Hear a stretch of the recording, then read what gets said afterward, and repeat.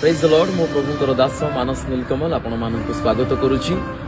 February मास 23, 24 एवं 25 आंबागुड़ा हाड़िया ग्राम ठारे एक आत्मिक जागृति सभा आयोजन करा जायछि। सेतिपय आपण मानक आमे जीसुଙ୍କ नामरे से स्थान रे स्वागत करुछु। आपण माने समस्ते से आत्मिक जागृति सभा को आसंतु एवं आपण माने समस्ते आत्मिक लाभ उठांतु एवं आपण मानकर आखपाख पड़ोशी रे थिबा अनेक पीड़ित एवं असुस्थ जो माने अछंती आपण माने से मानंतु नेकी आसंतु से स्थान रे एवं प्रभु यीशु तांकरी अलौकिक शक्ति द्वारा से मानंतु सुस्थता एवं आरोग्यता प्रदान करिवे।